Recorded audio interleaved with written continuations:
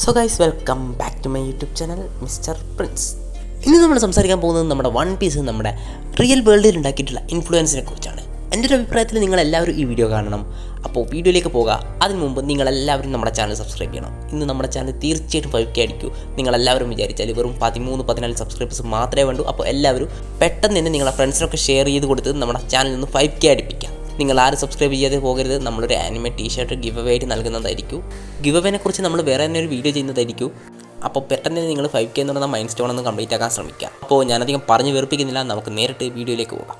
ആദ്യം തന്നെ നമുക്ക് ഈ ലോകം മുഴുവൻ ഇപ്പം ചർച്ച ചെയ്തുകൊണ്ടിരിക്കുന്ന ഒരു കാര്യമാണ് നമ്മുടെ ഇന്തോനേഷ്യയിൽ ഒരാൾ നമ്മുടെ വൺ പീസ് കണ്ട് ഇൻസ്പയർ ആയിട്ട് തൻ്റെ ഭാര്യനെയും അതുപോലെ തന്നെ മക്കളെയും കൊന്നെന്ന് പറയുന്നത്.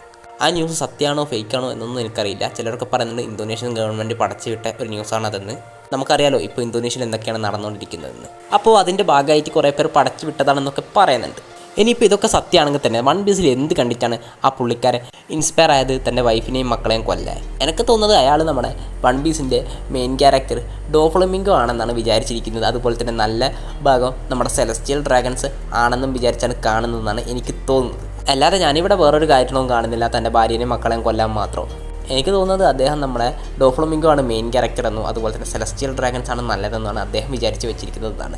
ഒരു പക്ഷേ ഇത് കണ്ട് ഇൻസ്പയർ ആയിട്ടായിരിക്കും താൻ തൻ്റെ മക്കളെയും അതുപോലെ തന്നെ തൻ്റെ ഭാര്യയെയും കൊന്നിട്ടുണ്ടാവുക. അപ്പോൾ ഈ ഒരു വിഷയത്തെക്കുറിച്ച് നിങ്ങളുടെ അഭിപ്രായം നിങ്ങൾക്ക് രേഖപ്പെടുത്താം. അതുപോലെ തന്നെ നമ്മുടെ വൺ പീസ് നമ്മളെ ഓരോരുത്തരുടെയും ജീവിതത്തിൽ എത്രമാത്രം വലിയ ഇൻഫ്ലുവൻസ് ഉണ്ടാക്കിയിട്ടുണ്ടെന്ന് നമുക്കറിയാം. എൻ്റെ ജീവിതത്തിൽ തന്നെ വൺ പീസ് ഒരുപാട് രീതിയിൽ തന്നെ മാറ്റിയിട്ടുണ്ട്. അതിൽ മെയിനായിട്ടുള്ളത് ഫുഡ് വേസ്റ്റ് ചെയ്യുന്നത്. സത്യം പറയാം, ആദ്യമൊക്കെ ഞാൻ ഒരുപാട് ഫുഡ് വേസ്റ്റ് ചെയ്യായിരുന്നു. പക്ഷേങ്കിൽ വൺ പീസ് കണ്ടതിന് ശേഷം ഞാൻ നിലത്തുള്ള ഫുഡൊന്നും വായി തിന്നാറില്ല. എന്നാലും വൺ പീസ് കണ്ടതിന് ശേഷം ഞാൻ എനിക്ക് വേണ്ട ഫുഡ് മാത്രമേ എവിടെ നിന്നും വാങ്ങാറുള്ളൂ. എന്നാലും ചിലരൊക്കെ കാണാം നമ്മൾ ആവശ്യത്തിലേറെ ഫുഡ് വാങ്ങിയിട്ട് ബാക്കിയുള്ളത് വേസ്റ്റ് ചെയ്യാറ്. അല്ലെങ്കിൽ എനിക്കിപ്പോൾ ആവശ്യത്തിലേറെ ഫുഡ് കിട്ടിയാലും ഞാൻ എങ്ങനെയെങ്കിലും അത് ഫുള്ള് കഴിക്കാൻ ശ്രമിക്കാറുണ്ട്. അതുപോലെ തന്നെ ട്രൂ ഫ്രണ്ട്ഷിപ്പ് എന്താണെന്ന് നമുക്ക് മനസ്സിലാക്കി തന്ന്, അതുപോലെ തന്നെ ഫാമിലിയുടെ വാല്യൂ നമുക്ക് മനസ്സിലാക്കി തന്ന്, പിന്നെ നമ്മുടെ ഡ്രീംസിനെ കുറിച്ചും അതുപോലെ തന്നെ നമുക്ക് കിട്ടേണ്ട ഫ്രീഡത്തിനെ കുറിച്ചും നമ്മുടെ ഫ്രീഡത്തിന് വേണ്ടി നമ്മൾ ഫൈറ്റ് ചെയ്യണമെന്നുള്ളതും നമുക്ക് വൺ പീസ് തന്നെയാണ് പഠിപ്പിച്ച് തന്നിട്ടുള്ളത്. ഞാനിപ്പോൾ സത്യം പറയുകയാണെങ്കിൽ ഞാനിപ്പോൾ ഡിഗ്രി പാസ്സാണ്. ഏകദേശം 15 വർഷത്തോളം ഞാൻ സ്കൂളിൽ ചിലവഴിച്ചിട്ടുണ്ട്. സ്കൂളും കോളേജും ആയിട്ട് ചിലവഴിച്ചിട്ടുണ്ടാവും. പക്ഷേ എനിക്ക് അവിടെ നിന്ന് കിട്ടാത്ത പല കാര്യങ്ങളും എനിക്ക് വൺ പീസ് കണ്ടിട്ടാണ് ഞാൻ എൻ്റെ ജീവിതത്തിൽ മനസ്സിലാക്കിയത്. വൺ പീസ് മാത്രമല്ല, മറ്റുള്ള ആനിമേസും. എനിക്ക് തോന്നുന്നത് നമ്മളൊരു നല്ല മനുഷ്യനാക്കി വളർത്തുന്നതിൽ ആനിമേ എന്ന് പറയുന്ന സംഭവം അല്ലെങ്കിൽ വൺ പീസിന് വലിയ രീതിയിലുള്ളൊരു പങ്ക് വഹിക്കാൻ പറ്റുന്നുള്ള കാര്യത്തിൽ സംശയമൊന്നും വേണ്ട. ഇത് എൻ്റെ നേരിട്ടുള്ള അനുഭവത്തിലാണ് ഞാൻ പറയുന്നത്. അതേസമയം തന്നെ ചില കൂട്ടുകാർ പറയുന്നത് കാണാം, നമ്മുടെ വൺ പീസ് കാർട്ടൂൺ അല്ലേ, അങ്ങനെയാണ് ഇങ്ങനെയാണെന്നൊക്കെ പറഞ്ഞ് വൺ പീസ് കാണാതെ പല പൊട്ട സിനിമകളൊക്കെ എടുത്ത് വെച്ച് കാണുന്നവരുണ്ടാകും. അവരോടൊന്നും തന്നെ ഞാനിപ്പോൾ വൺ പീസ് കാണാൻ പറയാറുമില്ല. ആരോടും ഒരു ആനിമയും കാണണമെന്ന് ഞാൻ പറയാറില്ല. കാരണം അവർ കാണുന്നില്ലേ, കാണണ്ട. അവർ മിസ് ചെയ്യുന്നത് അവരുടെ ജീവിതത്തിൽ തന്നെ വൺ ഓഫ് ദ ബെസ്റ്റ് ഫിക്ഷനാണെന്നോ സ്റ്റോറിയാണെന്നോ എന്ത് വേണമെങ്കിലും നമുക്ക് പറയാം. അത് അവർ മിസ് ചെയ്യട്ടെ, നമുക്ക് വേറൊന്നും പറയാനില്ല. ഒരു പക്ഷേ ഭാവിയിൽ ഒരു പക്ഷേ അവർ ഇതാലോചിച്ച് റിഗ്രറ്റ് ചെയ്തേക്കാം. എൻ്റെ ഒരു അഭിപ്രായത്തിൽ നമ്മൾ വൺ പീസ് കാണുന്നുണ്ടെങ്കിൽ വൺ പീസ് എന്താണ് എന്ന് റിവീൽ ആവുന്നതിന് മുമ്പ് നമ്മൾ വൺ പീസിൻ്റെ കൂടെ എത്തിപ്പിടിക്കണം. എന്നാലും മാത്രമേ നമുക്ക് വൺ പീസ് കാണേണ്ട ഒരു ഫീൽ കിട്ടൂ എന്ന് എനിക്ക് തോന്നുന്നു. അല്ലാണ്ട് വൺ പീസ് എന്താണെന്ന് സ്പോയിലർ കിട്ടിയതിന് ശേഷം നമ്മൾ കണ്ടിട്ട് വലിയ കാര്യമുണ്ടെന്ന് എനിക്ക് തോന്നുന്നില്ല.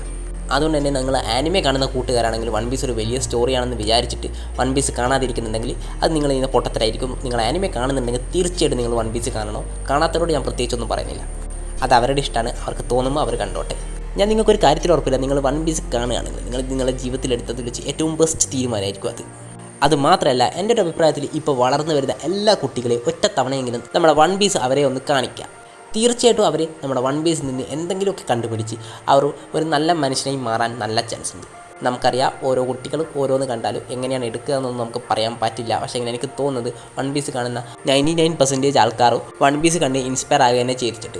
എൻ്റെ ഒരു അഭിപ്രായത്തിൽ നമ്മുടെ സ്കൂളുകളിൽ വേണമെങ്കിൽ വൺ പീസ് ഒരു പുതിയൊരു സിലബസ് എന്ന രീതിയിൽ വരെ ഇൻട്രൊഡ്യൂസ് ചെയ്യാൻ പറ്റിയൊരു സംഭവം തന്നെയാണ് വൺ പീസ്. അപ്പോൾ ഇന്നത്തെ വീഡിയോ ഇത്ര മാത്രമേ ഉള്ളൂ. നിങ്ങൾക്ക് വീഡിയോ ഇഷ്ടപ്പെടാമെന്ന് വിചാരിക്കുന്നു. വീഡിയോ ഇഷ്ടപ്പെടുന്ന നമ്മുടെ ചാനൽ തീർച്ചയായിട്ടും സബ്സ്ക്രൈബ് ചെയ്ത് 5K എന്ന് പറയുന്ന മൈൻഡ് സ്റ്റോൺ കംപ്ലീറ്റ് ആക്കുക. അപ്പം മറ്റൊരു വീഡിയോ കാണുന്നവരെ ബൈ.